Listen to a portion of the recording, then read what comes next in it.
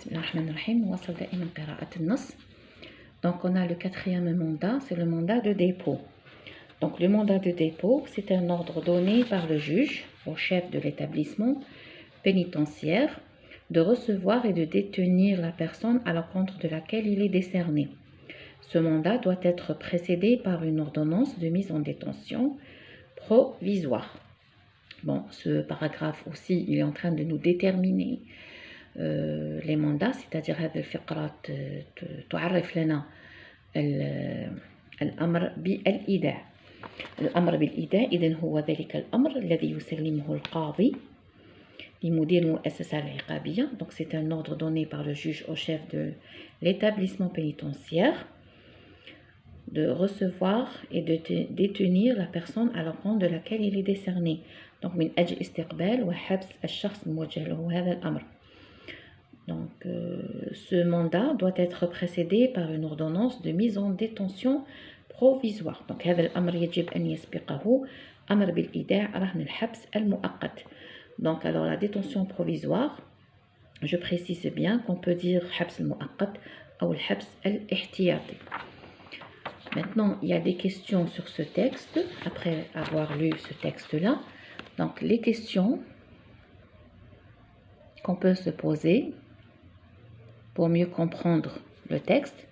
Alors, première question, donner un titre, au texte. Donc, le titre approprié au texte, bien sûr, c'est les mandats. Donc, la deuxième question, c'est donner un plan au texte. Donc, d'après vous,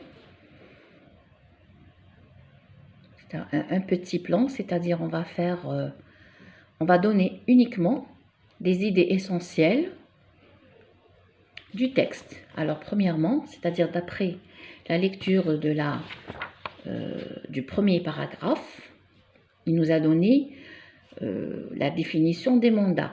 Donc, on peut dire que la première idée que le texte révèle, c'est la définition des mandats. بمعنى تعريف الأوامر. دونك حنا باش نستخلصوا الخطة للنص، يعني ماهيش الخطة المعمول بها بالنسبة للبحوث، لأن هذا ماهوش بحث، مجرد نص، وبالتالي نستخلص فقط العناصر الأساسية أو الأفكار الأساسية الموجودة في النص. دونك الفكرة الأساسية حسب ما هو في الفقرة الأولى دونك يدور حول تعريف الأوامر. Ensuite, d'après les autres paragraphes, il nous a parlé des 4 sortes de types de mandats dont le juge d'instruction peut délivrer. Donc, حسب الفقرات الموالية للنص نرى أنه يتحدث عن أنواع الأوامر. Donc, on a 4 sortes de mandats. Il y a le mandat de comparution, le mandat d'amener, le mandat d'arrêt et le mandat de dépôt. Donc, d'après ces mandats, donc, qui sont différents l'un à l'autre, donc هذه الأوامر تختلف عن بعضها البعض.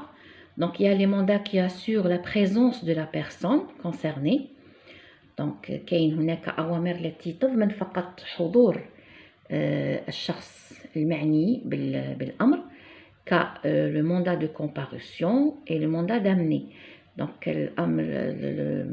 الأمر بالحضور والأمر بالإحضار.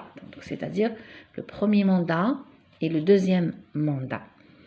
Ensuite, en deuxième idée, يعني الفكرة الأساسية الثالثة يعني الفكرة الأساسية الأولى تتضمن تعريف الأوامر وهو موجود بالفقرة الأولى. Donc الفقرات الموالية تتحدث عن فكرتين أساسيتين. يعني الفكرة الأولى تجمع بين الأوامر الإحضار وأمر الحضور، الأمر بالحضور. Donc تجمع donc elle